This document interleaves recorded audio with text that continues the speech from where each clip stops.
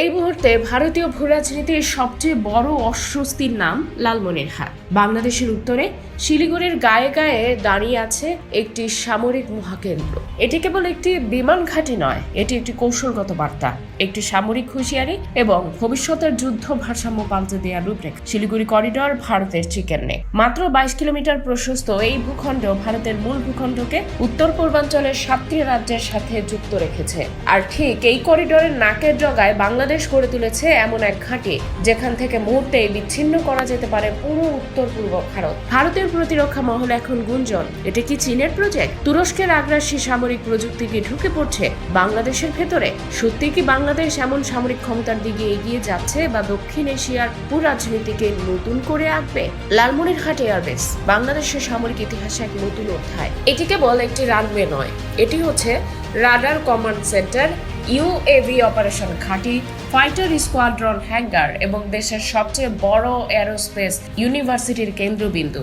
এখানে তৈরি হবে বাংলাদেশের নিজস্ব প্রতিরক্ষা বিজ্ঞানী, ড্রোন অপারেটর, যুদ্ধ বিশ্লেষক। ভারত আজ পর্যন্ত বাংলাদেশের জন্য কোনো যুদ্ধ বিমান দেয়নি, তারা দেয়নি একটি রাডারও, বরং দিয়েছে পানি আটকে রাখা, সীমান্তে গুলি এবং কথায় কথায় নিষেধাজ্ঞার হুমকি। আর যখন বাংলাদেশ, চীন, তুরস্ক বা রাশিয়ার সহযোগিতায় নিজেদের সামরিক সক্ষমতা গড়ে উঠেছে, তখনই ভারতের মিডিয়ায় শোরগোল, বাংলাদেশ চীনের ঘাঁটি বানাচ্ছে। বাংলাদেশ বলছে না, এটি কৌশলগত আত্মনির্ভরতা।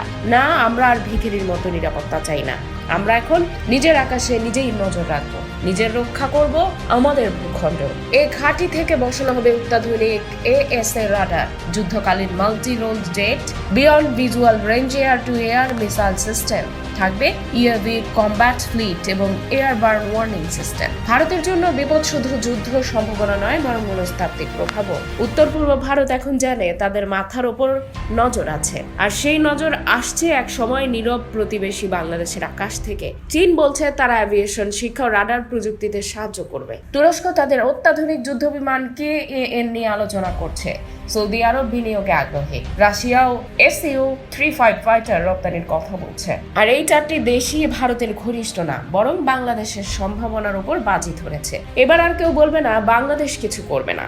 এখন বাংলাদেশ যা করছে তা এশিয়ায় সামরিক মানচিত্র বদলে যাওয়ার মতো। এই ঘাঁটি একদিন শুধু একটি সামরিক ইনস্টলেশন হবে না, এটি হবে বাংলাদেশের নেতৃত্বের প্রতীক। দক্ষিণ এশিয়ায় যখন আর নেতৃত্ব শুধু অর্থনীতি বা সংস্কৃতিতে নয়, সামরিক দক্ষতায়ও প্রতিষ্ঠিত হবে। আর এই প্রতিষ্ঠার সূচনা হয়েছে লালমনিরহাট। এটাই নতুন বাংলাদেশ, আত্মবিশ্বাসী, সাহসী এবং দাঁত ভাঙার জবাব দিতে প্রস্তুত।